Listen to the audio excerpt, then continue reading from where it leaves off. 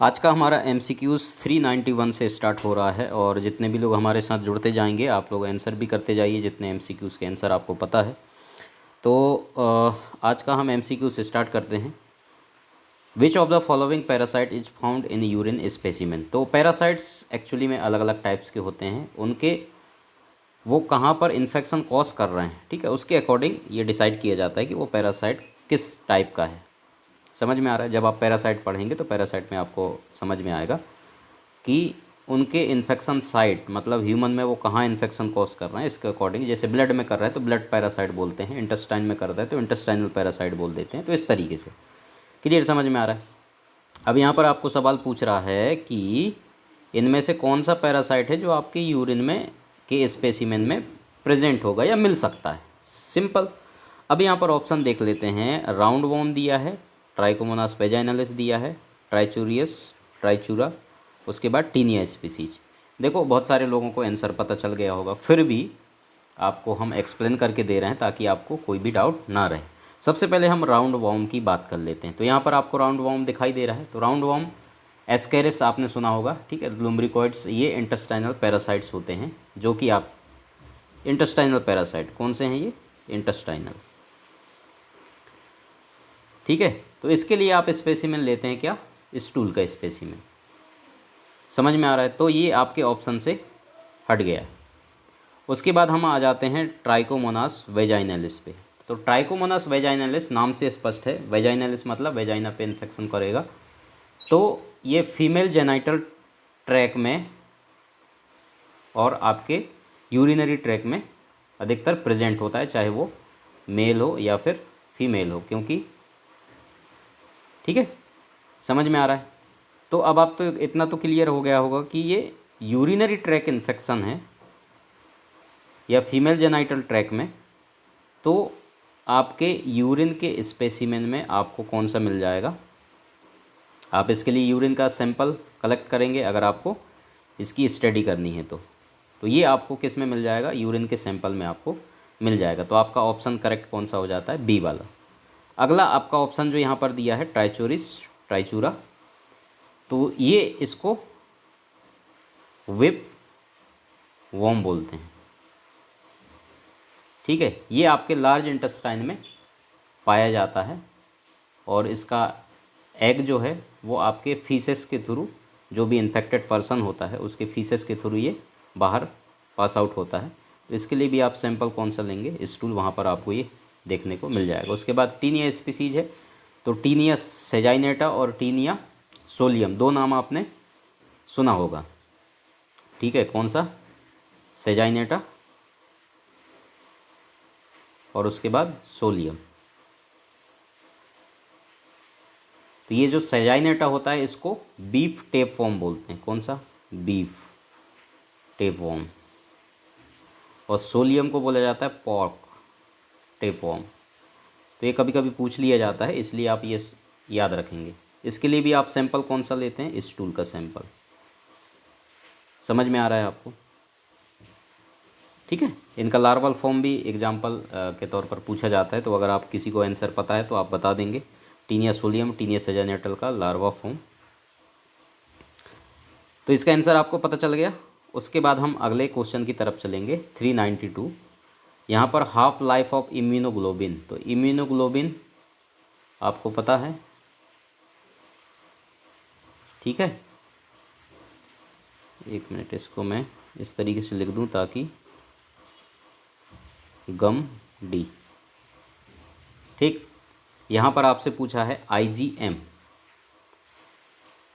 का half life कितना होता है, डेज में आपको बताना है।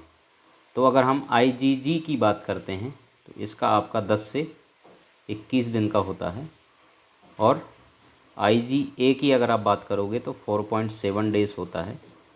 और IgM की अगर आप बात करोगे तो 5 से 6 दिन का होता है। और डी की अगर आप बात करोगे तो 2.8 अप्रॉक्स, ठीक है।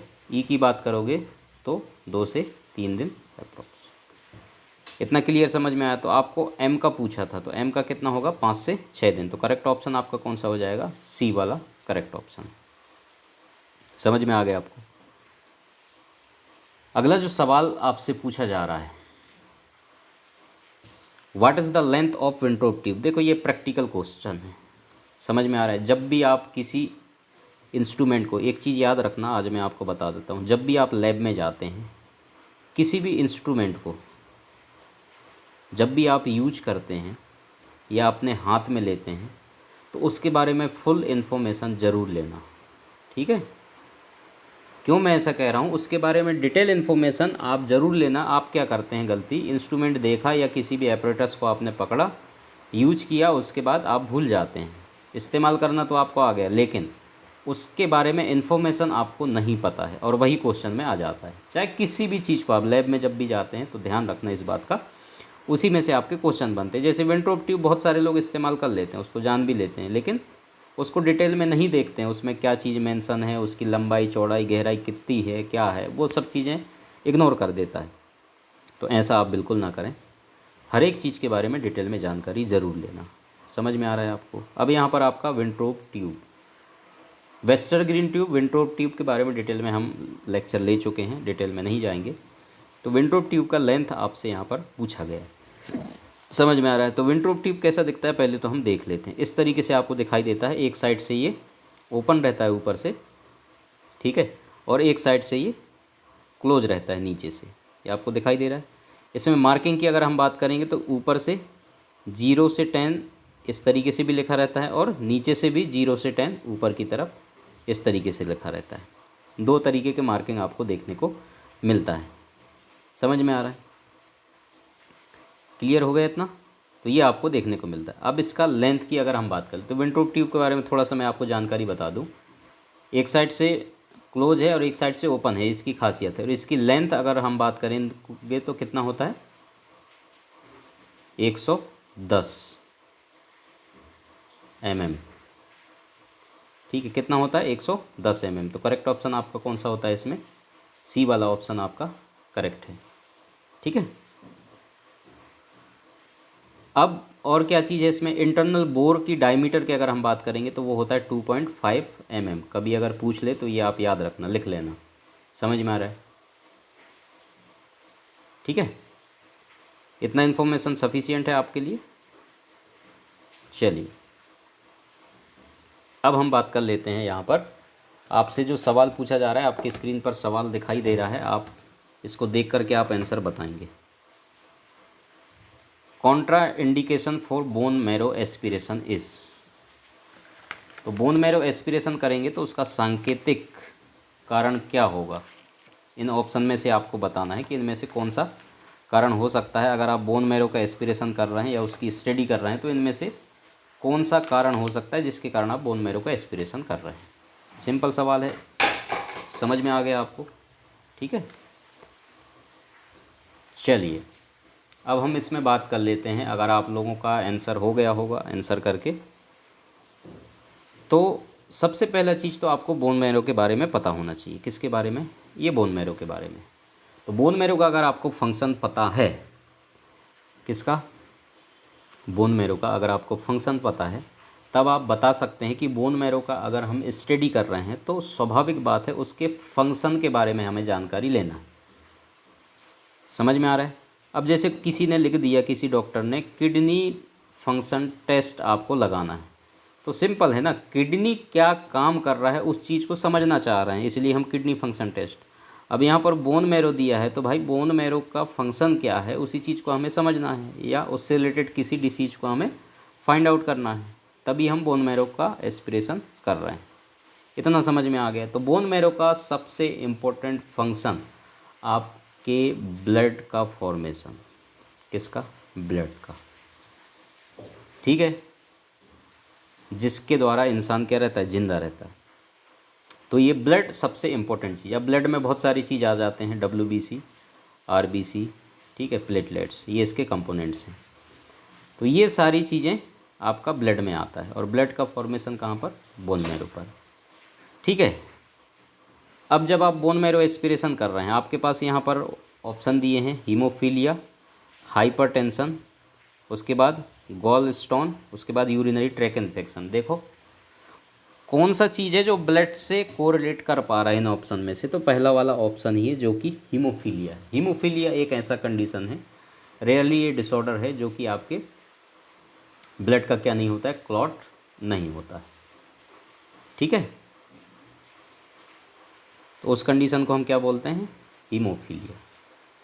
अब दूसरा ऑप्शन जो दिया है हाइपरटेंशन, तो हाइपरटेंशन तो अलग ही चीज़ है, जो आपके ब्लड प्रेशर काफ़ी ज़्यादा हाई हो जाता है तब आपको हाइपरटेंशन देखने को मिलता है। तो ये ऑप्शन तो ख़त्म ही कर दो, बोन मैरो से कोई लेना देना नहीं है। उसके बाद गॉल स्टोन की अगर हम बात कर लें तो आपका जो गॉल ब्लैडर है आपके बॉडी में, उसमें डाइजेस्टिव फ्लूइड जो है हार्डन डिपॉजिट हो जाता है आपके, तो उस कंडीशन को हम क्या बोलते हैं, गॉल स्टोन बोलते हैं। तो ये भी आपके बोन मैरो से किसी तरीके से लेना देना नहीं है। रही बात अब यूरिनरी ट्रैक इन्फेक्शन, ठीक है, यूटीआई, इसको शॉर्ट में क्या बोलते हैं, यूटीआई। तो ये वाला जो है आपके यूरिनरी सिस्टम से रिलेटेड, किससे, यूरिनरी सिस्टम से, जो कि बोन मैरो से कोई लेना देना इसका है नहीं। आपकी किडनी, यूरेटर, ब्लैडर, यूरेथ्रा, उनसे संबंधित है। समझ में आ रहा है? तो ये ऑप्शन भी आपका अलग हो जाता है। तो सिंपल सा है, इसका आंसर कौन सा हो जाएगा, हीमोफीलिया। समझ में आ रहा है किस तरीके से आपको आंसर फाइंड आउट करना है, सिंपल। अब हमारा अगला क्वेश्चन है, यहाँ पर आपको देखने को मिल रहा होगा 395, the term pap cytological smear is usually applied to smear obtained from. तो ये जो पैप शब्द आप सुनते हो, ठीक है, या स्टेन आप सुनते हैं, पेपिनिकुलर स्टेन, साइटोलॉजिकल स्मीयर जो आप बनाते हैं, ठीक है, वो कहाँ से कलेक्ट किए जाते हैं, ऑब्टेंड किए जाते हैं। अब यहाँ पर ऑप्शन है mail genital tract, thyroid, breast, female genital tract.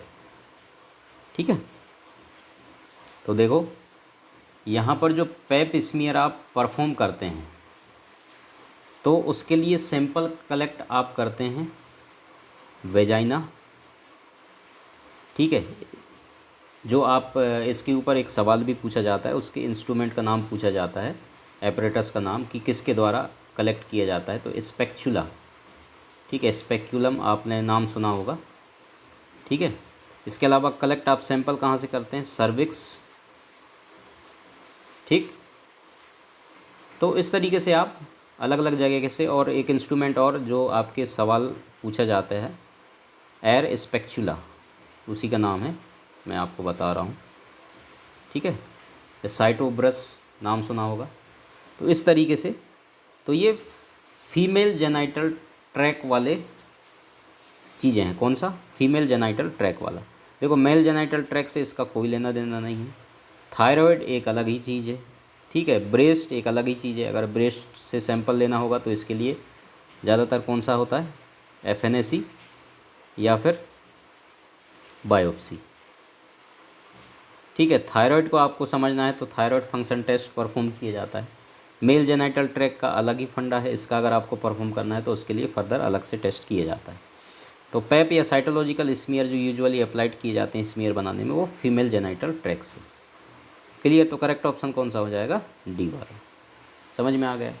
तो आज के लिए इतना ही है, और चैनल को सब्सक्राइब कर लेना, बेल आइकन दबा लेना, ताकि नोटिफिकेशन आपको मिलती रहे। हमारा मेन चैनल भी है, वहाँ पे जा करके आप सब्सक्राइब करके डिटेल वीडियोस देख सकते हैं। इसके साथ साथ हाँ, MCQs कि अगर आपको नोट्स चाहिए हैं तो आपको हमें मेल कर देना है। मेल का लिंक आपको वीडियो के डिस्क्रिप्शन पे मिल जाएगा। आपको हार्ड कॉपी पार्ट 1, ठीक है, और पार्ट 2, 2 पार्ट में आपको हमने नोट्स बना करके उपलब्ध कराया है। अगर आपको चाहिए तो आप ईमेल पर संपर्क करें हमसे, आपको डिटेल इन्फॉर्मेशन दे दिया जाएगा। Thank you so much.